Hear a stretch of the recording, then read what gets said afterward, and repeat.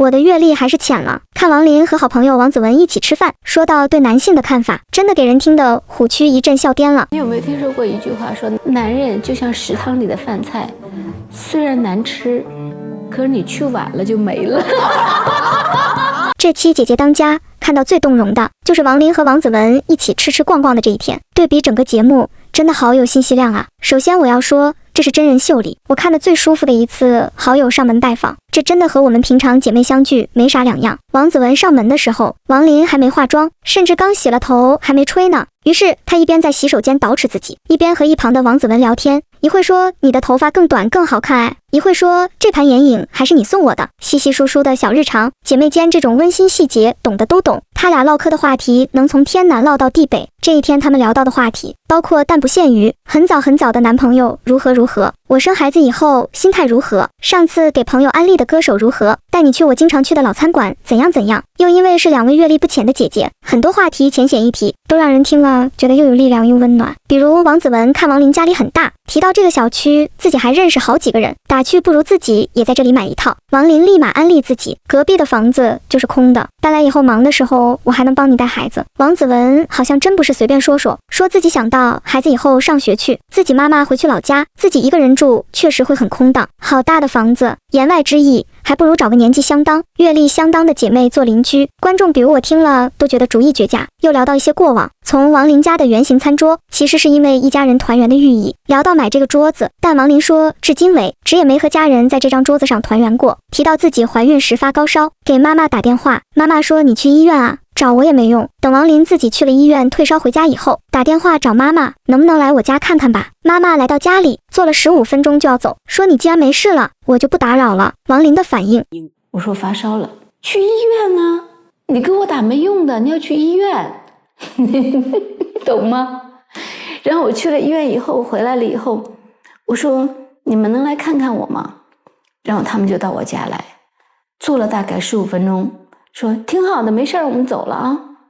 我就问了他们一句，我说我的沙发上有针吗？和闺蜜说这个并不是单纯是抱怨，尤其对面是王子文，有阅历有智慧的朋友会给你打开一个更大的视角。也许你的妈妈只是为结果论，她的视角里能给到你的温情只有那么多。又开解王林，不要陷在无人爱我的陷阱里，是很多人爱你的。一起出去吃饭，饭桌上又聊到另一半，王林这里说到，其实对于他们俩来说，从精神上、经济上、身体上都不太需要男性了。王子文总结，能满足你要求的男性已经不多了。接着就有了王林那句总结，男人是食堂的饭菜，虽然难吃，但去晚了也没有了。这场对话其实能看到两位姐姐对婚姻的态度。王林提到自己的第一任婚姻，对方不经意提到可以结婚，于是两人淡淡的结了婚，淡淡的开始了婚姻生活。就连王林婚后出门拍戏几个月，男方去接机也是淡淡的。我说哎呀我回来了，他说哦，我说你开心吗？开心啊，那你为什么不笑呢？我牙疼。不是，我心里在笑啊。王林对这段婚姻面临结束时自己的心态，形容自己是站在这边要去对岸，但没有船，自己也不会游泳。我理解的是陷入这场婚姻的汪洋，因为这种无助，他才想到该结束了。而王子文听完这一段，敏锐的觉察也是让我头皮发麻。他说王林适合更温暖的人。期间王宁还代替前夫辩解，他其实对我很好，没和我发过脾气。王子文接着说，这不代表什么，他和你的妈妈很像，不是吗？是啊，这位开心都要藏在心里，对婚姻内至亲之人都一直淡漠，不是很像王林那位女儿怀孕高烧，也淡淡的表示你去医院啊，找我没用的妈妈，很像吗？确实也看到过一个说法，人是会在不自知的情况下找到和父母很像的另一半。不得不说，王林和朋友王子文的这一天，对王林来说含金量真是很高的。他们可以聊任何话题，因为知道对方会懂自己。拨开镜头记录的人情世故，双方之间的感情就是能让人觉得很真挚。这天结束，王林送王子文回酒店，提到王子文是特地退了工作，从异地赶来和他相聚的。酒店门口，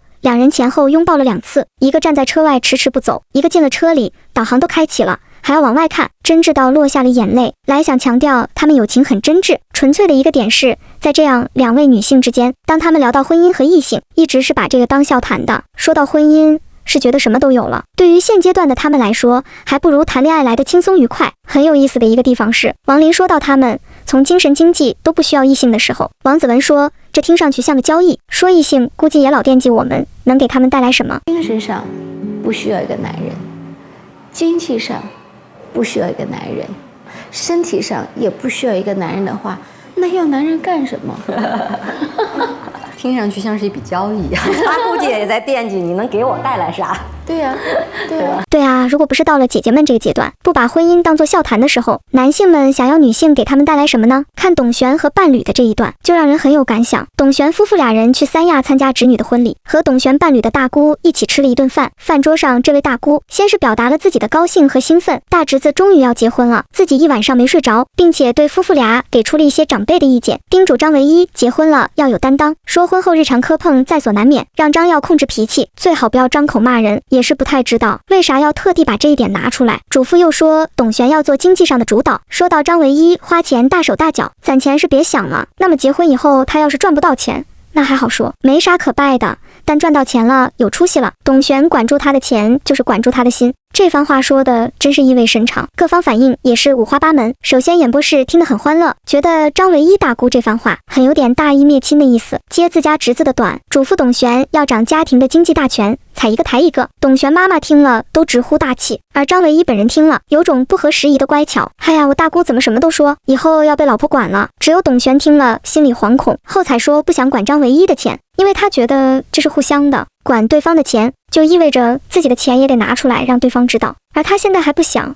觉得没到那个地步。我们听大姑这番嘱咐也是没演播室那般情绪欢乐的。一对新人要结婚，新人的家人不是说我家孩子的优点，结婚必定能经营好小家庭，而是先说缺点，还请对方以后多多包涵。我说看这些女性嘉宾嘴里的婚姻和异性很有意思，是王林和王子文聊到的婚姻和异性是笑谈，但董璇和张唯一大姑聊到的婚姻和异性是就托付给你了。王子文说男性指不定也在考虑另一半能给我什么呢，是不是就是这个？我还记起万千惠有一期和一位开公司的同行姐姐聊天，一见面姐姐问她万千惠还好吗？她说自己很累，提到了自己患上了焦虑症。她说的自然是自己开公司，现在公司亏空1000万的现状。这位姐姐约出来也是想聊聊公司接下来可以怎么办的，但万千惠聊到了她的另一半，说自己现在很累很焦虑，突然就想到了这一切的源头来自三宝和她说自己不想干活了，不想为了挣钱去写自己不想写的东西。万千惠说那就我来赚钱吧。就我意识到我最开始的压力和我想要什么都做好的一个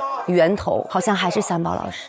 是他说我不想再干活了，我不想去为了挣钱而写我不想写的东西，那我不能让他去写他不想写的东西，那就我来吧。他说自己心里有埋怨过，但是没办法对三宝表达。虽然他不写东西去赚钱了，但陪伴孩子，因为三宝做得太好了，或者给自己提供情绪价值都做得很好。这位姐姐一击即中，那你为什么还觉得委屈还要哭呢？所以那你为啥哭呢？还是会有一点委屈。就是我决定要做这件事情其实是因为他。那这个结果不是挺好的吗？对呀，但是我为啥想哭？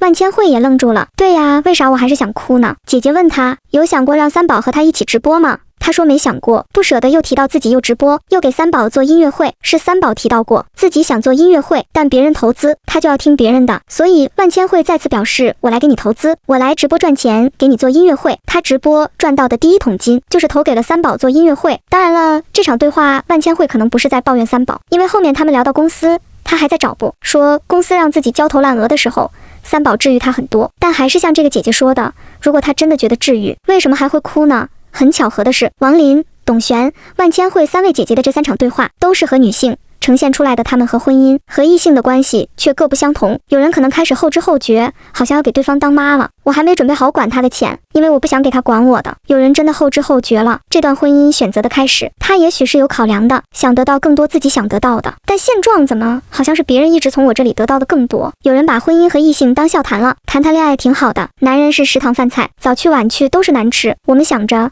找到一个能让自己仰望的男性，这么盘算着，殊不知对方也在盘算我们呢。虽然是笑谈，但好像却是真相哎，你们说是不是很有意思？最后我想说，在这期姐姐当家里，3位女性和异性的关系呈现出了3种完全不同的面貌。王林，婚姻是食堂饭菜，她和王子文聊到男人，直接一句难吃但没了不行，看似调侃，实则是走过淡漠婚姻后的清醒。精神上、经济上、身体上，她都不再依赖男性。他的关键词是看透把异性当作人生的调味，而不是必需品。董璇，婚姻是托付与算计，和张唯一的关系差距显而易见。在饭桌上，大姑的一番嘱托彻底戳破表面，管钱管心还得管住脾气，这不是提醒，而是赤裸裸的托付。若是一方要依赖强势一方来兜底，他的关键词是背负。这段婚姻里，他被期待的不只是爱，而是责任和掌控。万千惠，婚姻是隐形的委屈，他选择扛起经济压力，给三宝自由，但眼泪却出卖了他心里的疑问：为什么是我？为什么总是我？口口声声说三宝治愈了自己，可潜意识的情绪泄露了真相。他的关键词是付出不平衡的关系，被他用爱与忍耐硬生生撑住。三个人的故事拼在一起，就是婚姻的三种真相。有人看透，有人背负，有人付出。听上去不同，但核心却是一样的。当我们在图别人点什么的时候，别人也同样在图我们。所以啊，婚姻也好，亲密关系也好，它不是一个人无休止的给予，也不是一场精打细算的交换。真正稳固的关系，往往是在彼此心里都能说一句：我点你，你也点我，但我们都愿意做彼此的那份好菜。你们说呢？评论区见吧。